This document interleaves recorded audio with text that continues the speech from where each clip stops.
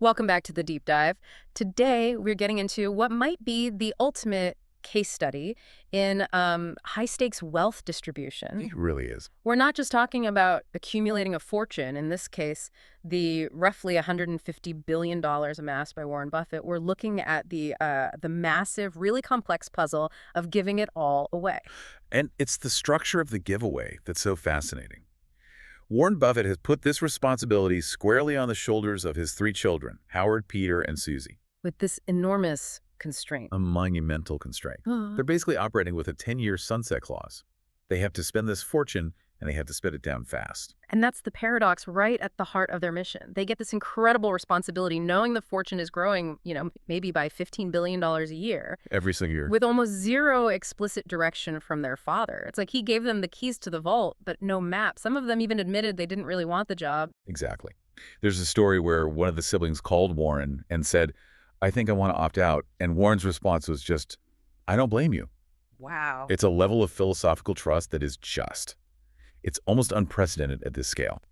So today, we're unpacking the radically distinct philosophies of the three siblings, the ruthless accountability measures they use in their giving, and why this whole thing is really designed as an immediate, high-risk experiment in effective change. Okay, so let's unpack that.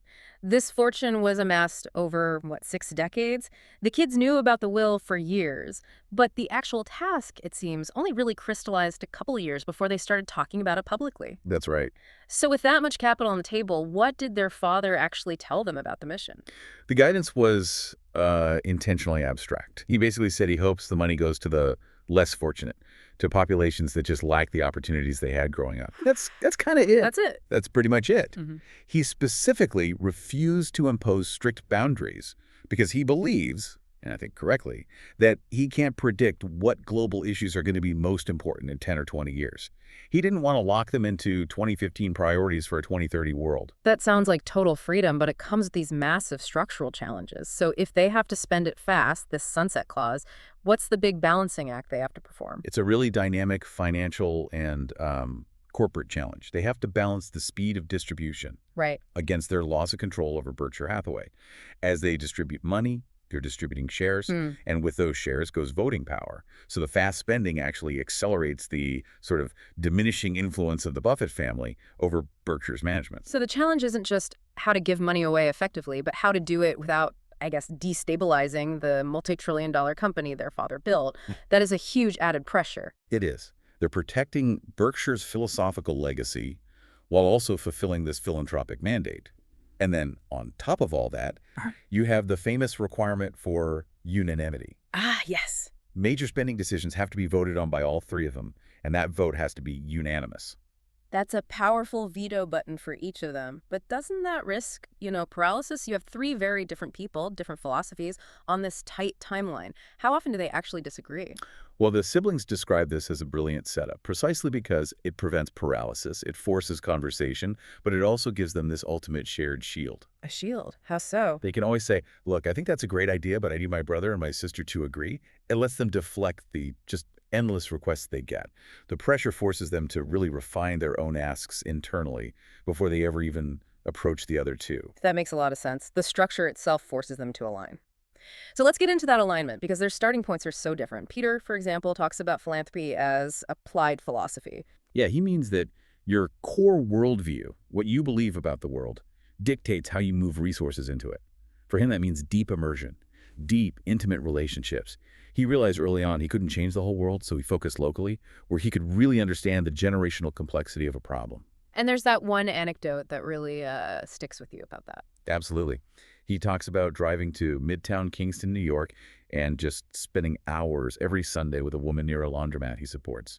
Not to do anything, really, but just to listen, to understand her life, her history, the real hurdles she faces.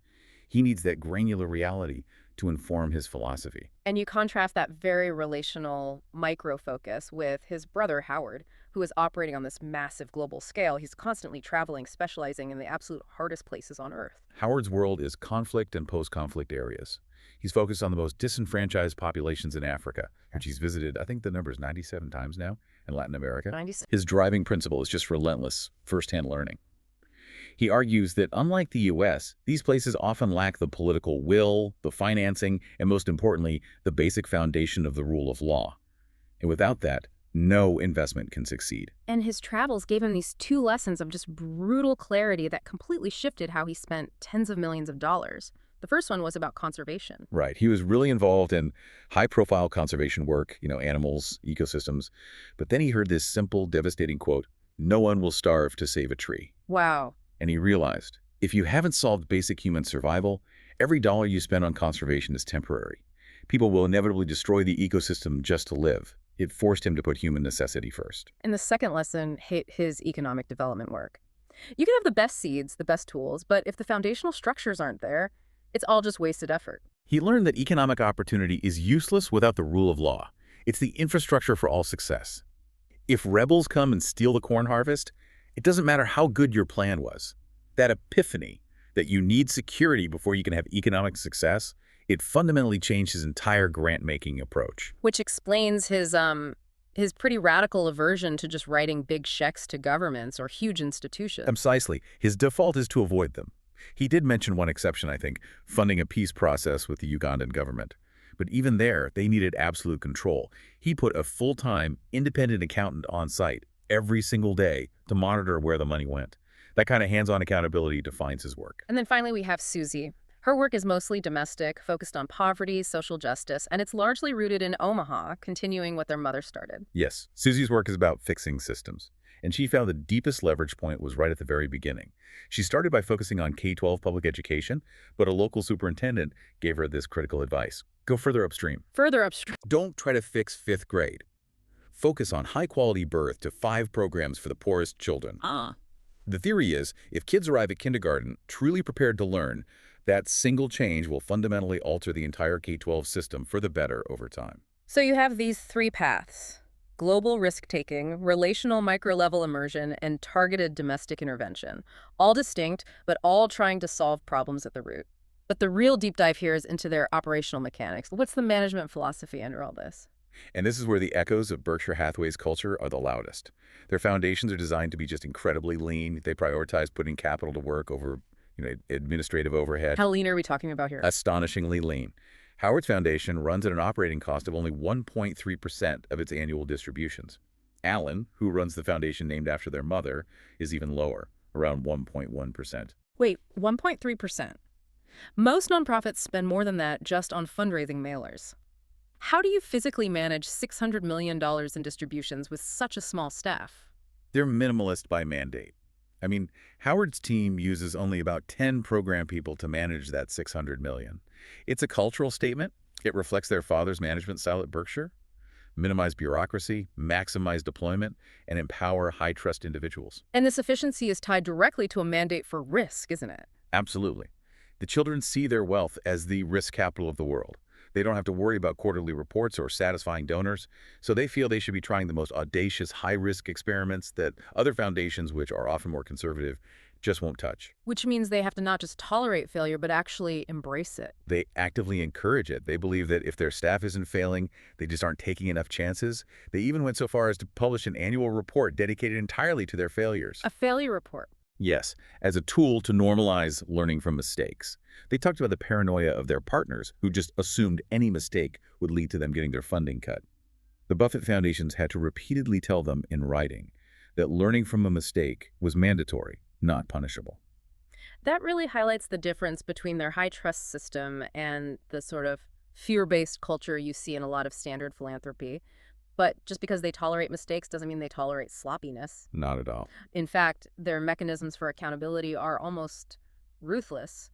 What are the specific clauses they use in their grant contracts? They rely on 3 specific, radically efficient contract clauses. First is the key person clause. They argue that people create everything, and if the key leader who designed the grant's mission leaves the organization, the mission often walks out the door with them. Exactly. So this clause protects the grant's objective if that indispensable leader departs. That makes incredible business sense. You're linking the money to the talent. The second one is much harsher, though. It's the termination clause. They reserve the right to terminate any grant at any time for any reason. It gives them essential flexibility, especially in the unstable, conflict-ridden regions Howard often works in. It's a mechanism for a swift exit if conditions on the ground change. And the third one, it focuses on budgetary discipline. It challenges that whole standard practice of grant extensions. Yes, the no-cost extension refusal. It's common practice for a grantee to hold on to unspent funds from a project. The Buffett foundations almost always refuse this. If they give $10 million for a project and the grantee has $1.2 million left over, they take it back. They take it back. Their logic is simple, that remaining money belongs to the foundation, not the grantee.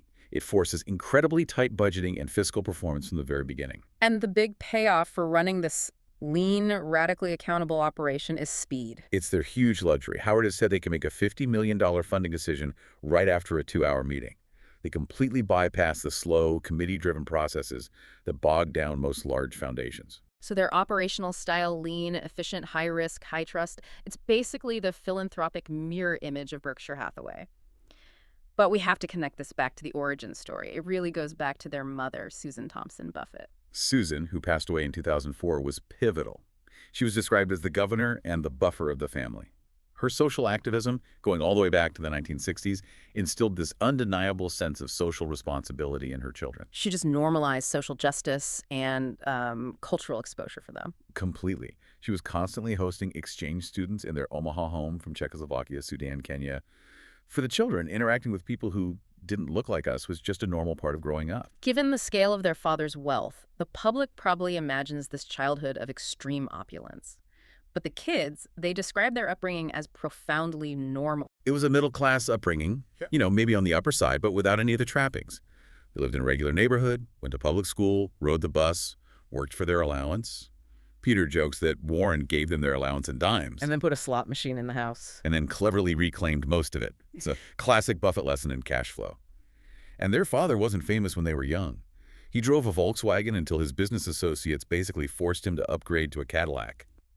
That grounded upbringing, where they were allowed to fail, is the foundation for the trust that makes that unanimous vote system even work today. So what does this all mean for philanthropy at large? We've seen that Warren Buffett passed on more than just money. He passed on a philosophy of radical efficiency and high-stakes trust. It really reveals this profound tension.